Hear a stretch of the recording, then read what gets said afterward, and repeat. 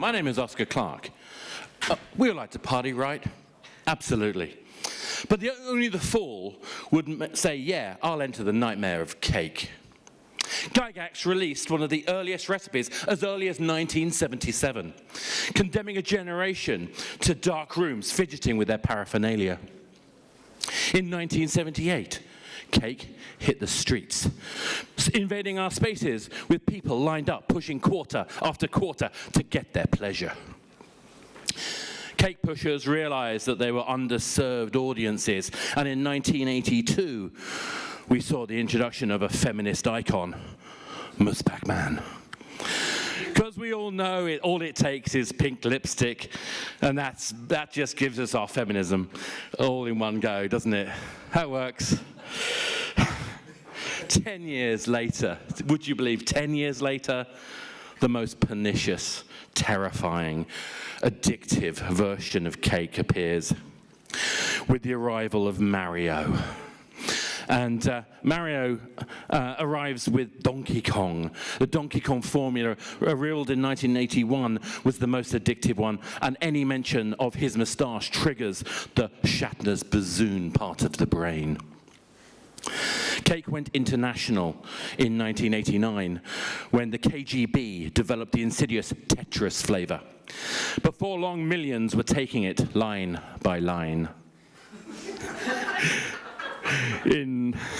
Sorry, I'm losing my place there. Cake started popping up everywhere, and users. In 1996, something new happened to cake, and a post-industrial flavor.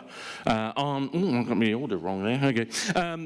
Post-industrial flavor, but people were still chasing ring after ring. The post-industrial flavor was Quake, an industrial scene that managed to change the environment completely. No longer were people sufficient to take cake alone. They had to do it together. There was rings of people connecting together in Quake parties, joining their systems together, and somehow we managed to avoid that when we went larger. And narrowly, the Java era arrived, and was at last had the chance to see that it wasn't necessarily something that could be unavoided. We had our chances at last to be able to find a way out of this.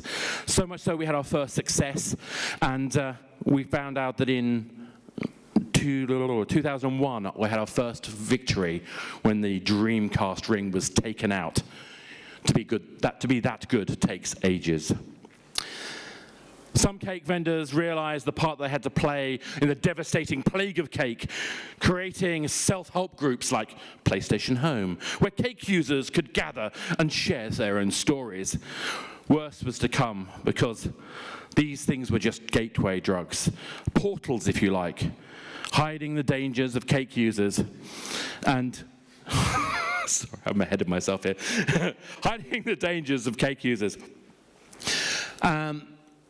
But is it true? Was the cake a lie?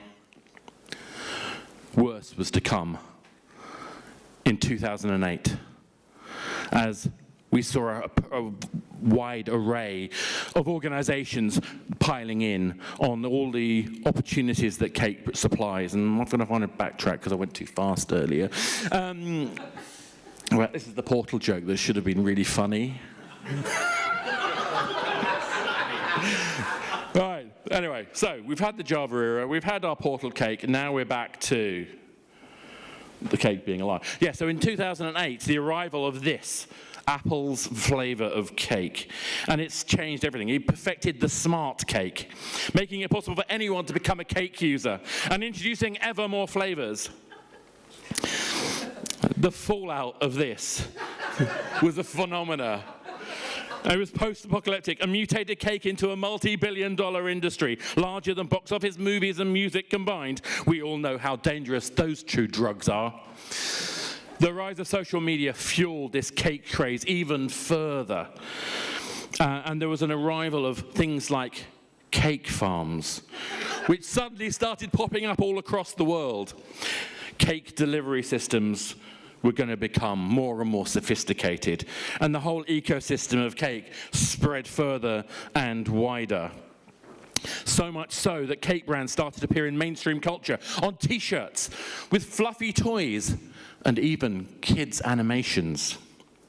This is why we need to take action. We need to stand against the big cake companies.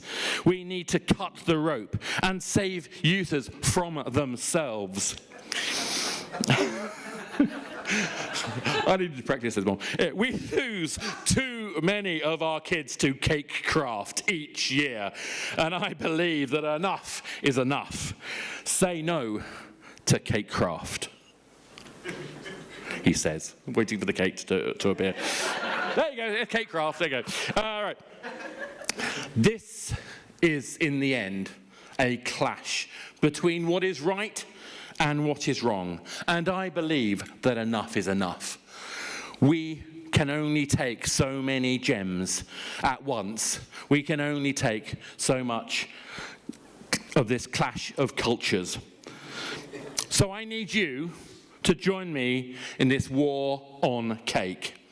Join me in a battle royale, a fight for the truth. Save someone you know from a life's addiction to cake. Apologies for my screwing up the timing, but also in particular to Chris Morris and the amazing Brass Eye. Thank you very much.